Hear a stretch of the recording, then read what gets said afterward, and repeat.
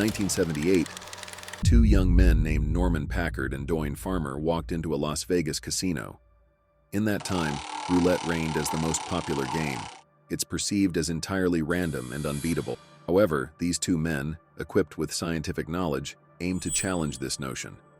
This is the story of the students who outsmart Vegas roulette with science. Their journey began a few years earlier on a college campus. Both students were preparing to study physics at the University of California. Like many of their peers, they were interested in art, sports, music, and literature. However, one of them had an unconventional interest: beating casino games, specifically roulette. He dreamed of becoming a world-renowned physicist and saw solving roulette as a stepping stone towards that goal. He believed that since roulette's inputs are fixed, its outcomes couldn't be truly random. Achieving this would require significant effort, so he confided in his closest physics friend. Initially skeptical, his friend was eventually convinced by the deep discussions and the prospect of potentially making millions. The crucial question remained: could science outsmart Las Vegas roulette? To answer this, they needed to analyze the game's fixed variables: the roulette wheel's dimensions, the ball's speed, and the wheel's rotation. Aware that casinos wouldn't appreciate their scientific experiment, they dressed in baggy long-sleeve shirts to conceal dictaphones around their wrists. Their first casino visit focused on collecting data and understanding casino operations. They quickly learned that Vegas casinos used BC Wills regulation roulette wheels. With a house edge of 5.26% on an American roulette wheel, this consistency was key. They needed an accurate method to track the wheel's speed, so they used the dictaphones they had around their wrists. By tapping an index finger on the recording device each time the wheel passed a fixed point, they could quantify its speed. They did the same for the ball, creating two data sets. This allowed them to measure how the wheel's speed decreased over additional rotations, making roulette increasingly predictable. Their early stages were fraught with challenges, from hiding equipment to timing the microphone taps correctly. By mapping out roulette's inputs and testing them over a large sample size, they identified patterns not visible to the naked eye. Two inputs emerged as most influential: the ball leaving the wheel's track and the wheel's position during rotation. Accurate inputs could predict a section of 5 numbers where the ball might land, increasing their chances of selecting the correct number by 7 times. However, recording this information in a casino and acting on it swiftly was daunting, especially with their limited funds. To refine their data, they needed their own BC Wills roulette wheel. Luckily, these wheels were manufactured by a small supplier, making it easier to obtain one. They had it shipped to their bedroom at the University of California. Their plan involved fitting the roulette wheel with triggers and recording mechanisms using sound and photography to record the ball's position over thousands of spins. However, the Port of Oakland temporarily held the shipment, requesting further information. One of the students drove 3 hours to resolve the issue, only to face 2 FBI officers suspecting him of running an illegal gambling operation. After a tense interrogation, he managed to convince them it was an antique collector's item not intended for gambling. Finally, they set up the roulette wheel in their bedroom, allowing them to conduct live experiments on the exact wheels used in Las Vegas casinos. A year into their project, Norman Packard and Doyne Farmer were deeply engrossed in studying roulette and probability. But before we go further with the story, please take a moment to like this video if you want to know how Norman and Doyne went from a roulette wheel in their bedroom to conquering Las Vegas. Also, don't forget to subscribe to our channel and turn on the notification bell to never miss a video. Now let's go on with the story. To gather more support and funding, they officially registered their company, Eudaimonic Enterprises.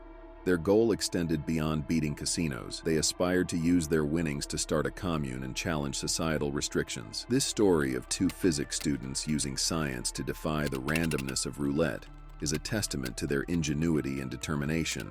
Back in their bedroom, they built an elaborate structure of metal poles and wires over their roulette wheel, nicknamed the guillotine. Its purpose was to capture precise photographs of the wheel, aiding their data collection. At a 90-degree angle above the wheel, a camera, triggered by a microphone, would take a photo the moment the ball fell off the wheel's track. This setup allowed them to accurately measure the numerical distribution of the wheel. After refining their process and collecting multiple data sets, they developed a system to model and track any roulette wheel after about 30 minutes of observation. To maintain accuracy, they needed to gather this data while the wheel was in play inside the casino. They identified 4 key variables to monitor: the wheel's position, the rotor speed, the ball's location, and its speed.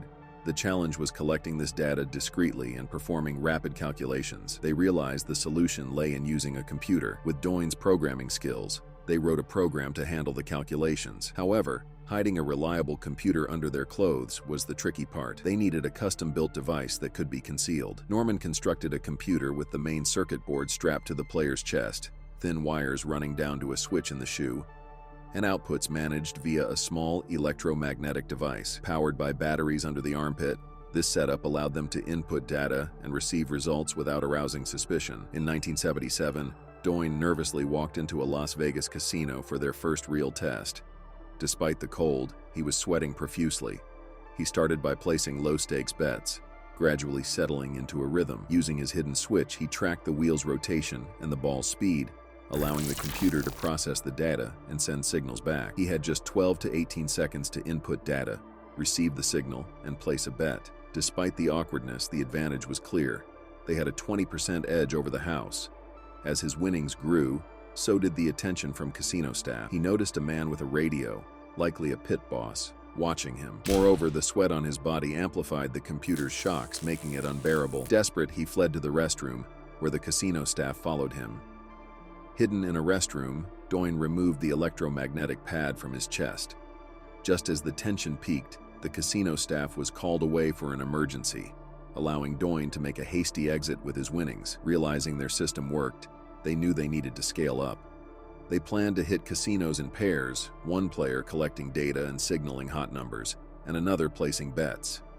This strategy would divert attention from the data collector and simplify the bettor's task. They recruited 20 science students, promising to share profits and fund a scientific community. This savvy move aligned with the era's social ideals. By this point, the company had spent its initial $10,000 investment on experiments and equipment. Their vision extended beyond beating the casinos. They aimed to use their winnings to create a new, unrestricted way of living. With a limited bankroll, the plan was to start small and gradually increase the stakes as they accumulated earnings. This strategy raised a crucial question: what if they got caught? Norman reassured the group that the risk was minimal. Their computer system predicted a 5-number section of the wheel to bet on, allowing the player to place multiple non-adjacent bets, making their pattern appear random to the casino croupier. Technically, their method was legal.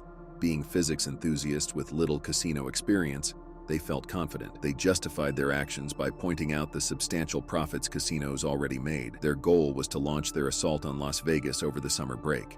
Despite equipment problems and Norman's concerns about their rapid pace, Doyne pushed forward, determined to turn their dream into reality. By August 1978, 16 young physics students, divided into 8 teams, arrived in Las Vegas. Exhausted but ready, they stepped into the casinos with a mix of adrenaline and nerves. Doyne's team headed to Harrah's Casino, while Norman's team targeted the Silver Nugget Casino. Data collection began, followed by placing bets. Starting with $2 bets, they increased to $5 and then $7.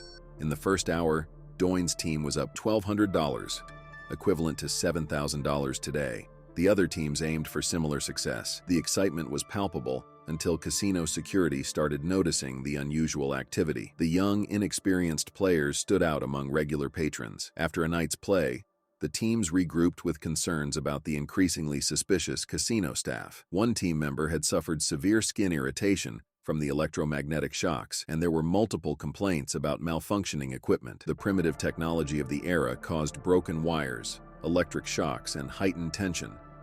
Facing a dilemma, they debated whether to reinvest their earnings in new equipment for another attempt or to share the profit and preserve their friendships. After much reflection, they chose the second option. In 2012, Doyne Farmer broke his silence on their method. He explained, "I kept it quiet to avoid providing information that might prevent anyone from taking the casino's money." This was the story of Norman Packard and Doyne Farmer. Please hit that like button if you enjoyed this video. Also take a look at our channel because there will be more videos that you will find interesting.